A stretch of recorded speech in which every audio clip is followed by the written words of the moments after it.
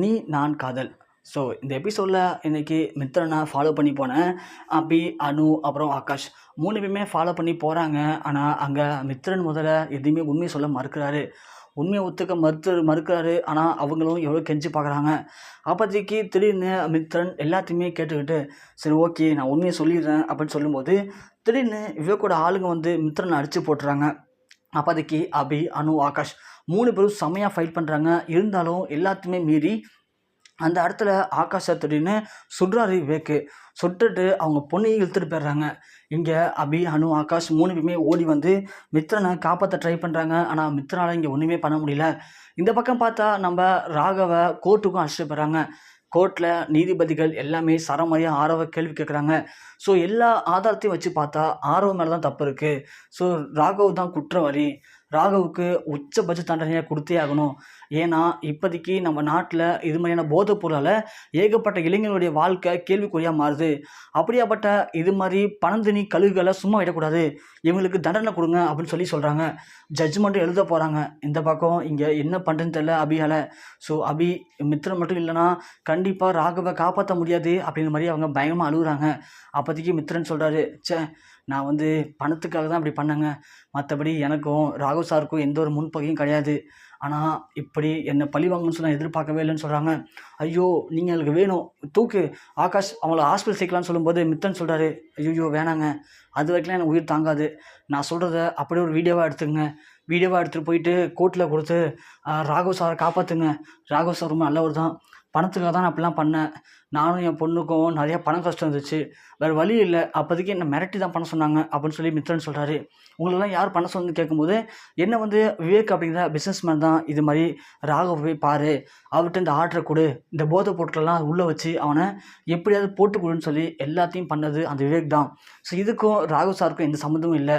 என்னை இப்போதைக்கு விவேக் வந்து சுட்டுட்டாரு. நான் சாவறதுக்கு மரண விளிம்பில் இருக்கேன்.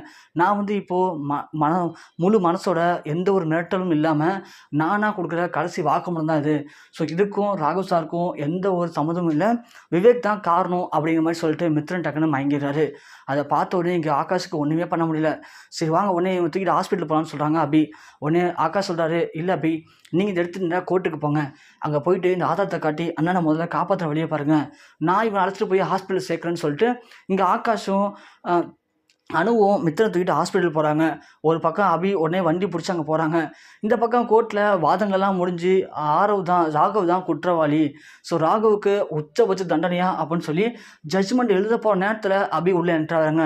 நிறுத்துங்க, என்கிட்ட ஒரு முக்கியமான சாட்சி இருக்குது அப்படின்னு சொல்ல உடனே அங்கே இருக்கிற நீதிபதிகள் சொல்கிறாங்க, யாருமா நீனு, எதுக்காக இப்படி சொல்கிறீங்க, கோர்ட்டில் கத்துறீங்கன்னு கேட்கும்போது ஸோ ராகவ் மேலே எந்த தப்புமே இல்லை, அவர் மேலே தப்பு இல்லை அப்படிங்கிறதுக்கிட்ட ஒரு ஆதாரம் இருக்குது, அதை என்னை காட்ட விடுங்கன்னு சொல்லும்போது உடனே கூண்டுக்குள்ளே கூப்பிட்றாங்க. கூண்டுக்குள்ளே வந்து நில்லுங்க, உங்கள்கிட்ட என்ன ஆதாரம் இருக்குது காட்டுங்கன்னு சொல்லி பார்க்கும்போது அதைப்படியே ஒரு பென்ட்ரைவில் போட்டு வீடியோவாக காட்டுறாங்க.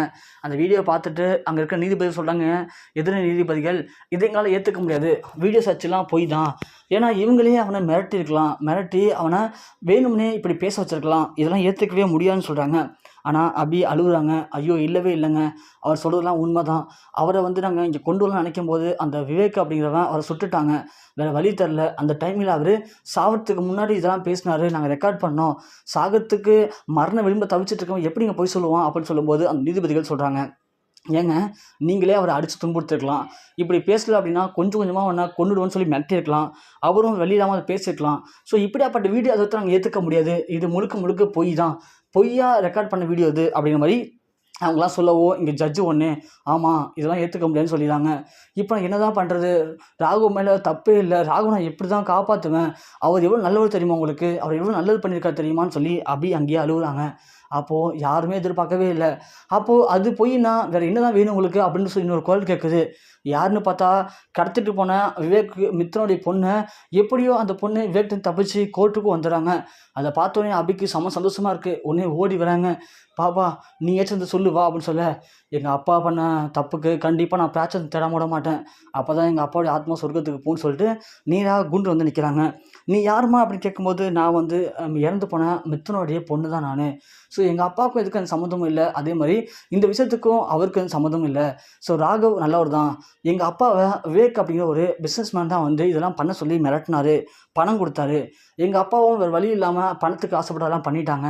ஆனால் கடைசியாக அவர் மாட்டிப்பான்னு தெரிஞ்ச உடனே எங்கள் அப்பாவையும் என்னையும் கொல்ல பார்த்தாங்க. அதில் எங்கள் அப்பா இறந்துட்டாரு. ஆனால் நான் மட்டும் எப்படி தப்பிச்சு வந்துட்டேன். இந்த ஆதாரம் போதுமா, இல்லை இன்னும் என்ன தான் வேணும்? ஸோ ஆனால் இவர் குற்றவாளி கிடையாது, விவேக் அப்படிங்கிறது தான் குற்றவாளின்னு சொல்லி அந்த பொண்ணு எல்லா உண்மையும் சொல்கிறாங்க. அந்த பொண்ணுடைய பேச்சில் எந்த ஒரு பொய்யுமே இல்லை அப்படிங்கிறத நம்பின ஜட்ஜு ஒன்று தீர்ப்பையும் சொல்லிடுறாங்க. இது மாதிரி ராகவ் குற்றவாளி கிடையாது, அவர் நிரபராதி தான், அவரை ரிலீஸ் பண்ணுறோன்னு சொல்லி ரிலீஸும் பண்ணிடுறாங்க. அங்கே இருந்த எல்லாருமே ரொம்ப சந்தோஷப்படுறாங்க. அபி ஓடி போய் ராகவை கட்டி பிடிச்சிக்கிறாரு. நான் சொன்ன மாதிரியே உங்கள் மேலே எந்த ஒரு தப்பு இல்லைன்னு சொல்லி நிரூபிச்சிருன்னு சொல்லிட்டு நிரூபிச்சிட்டேன் பார்த்தீங்களான்னு சொல்லி கட்டி பிடிச்சிக்கிறாங்க. ஒரு பக்கம் இந்த விஷயம் முரளிக்கு தெரிய வருது. என்ன ராகு மேலே தப்புன்னு சொல்லி தப்பிச்சிட்டானா? ஐயோ, அவள் திரும்ப இந்த வீட்டுக்கு அவன் வந்துடுவானா? அவனை எப்படியாவது பழி வாங்கி அவனை ஜெயிலே இருக்க வைக்கணும்னு நான் நினச்சேன். எப்படி தப்பிச்சா அப்படின்னு சொல்லும்போது அப்போதைக்கு நடந்த எல்லா விஷயத்துக்கும் முரளிக்கிட்டே சொல்கிறாங்க. ச்சே, இந்த அபி அந்த மித்ரனுடைய பொண்ணை காப்பாற்றி இவ்வளோத்தையும் பண்ணிட்டாளா? நான் போட்ட திட்டம்லாம் வேஸ்ட்டாக போயிடுச்சு. அப்போது விவேக் இப்போ மாட்டிக்கிட்டானா அப்படின்னு கேட்கும்போது விவேக் இன்னும் மாட்டலை. விவேக் தலைமறைவாக இருக்காரு. ஆனால் விவேக்கை கண்டிப்பாக போலீஸ் பிடிக்கிறதுக்கான தனிப்படலாம் ஆரம்பிச்சிட்டாங்க அப்படின்னு சொல்லவும் இங்கே முரளிக்கு செமையாக பயம் வந்தது. எங்கடா விவேக் மாட்டிக்கிட்டானா அப்படின்னா கண்டிப்பாக விவேக்கை வச்சு விசாரிப்பாங்க. விவேக்கை வச்சு விசாரிக்கும்போது விவேக் ஏதாவது உண்மை சொல்லிட்டானா நாம் மாட்டிப்போமே, என்ன பண்ண போகிறோன்னு தெரியாமல் இங்கே முரளி பயங்கரமான பயத்தோடு இருக்கார். ஸோ எது எப்படியோ இப்போ ராகவ் காப்பாற்றப்பட்டு வீட்டுக்கு வரப்போகிறாரு. கண்டிப்பாக அபியும் ராகவும் இனி சும்மா விட மாட்டாங்க. அந்த விவேக்குக்கு யார் இதெல்லாம் சொன்னது, யார் செய்ய சொன்னது அப்படின்றத கண்டிப்பாக கண்டுபிடிக்க தான் போகிறாங்க. அப்படி கண்டிப்பாக முரளி இந்த சதியில் மாட்டுவாரா? ஸோ எல்லா விஷயமும் ராகவுக்கும் அபிக்கும் தெரிய வருமா? அடுத்தடுத்த சீரியல் இன்னும் எப்படி பரபரப்பாக போக போகுது? ஸோ கண்டிப்பாக பொறுத்து வந்து பார்க்கலாம் என்ன நடக்க போகுதுன்னு சொல்லி.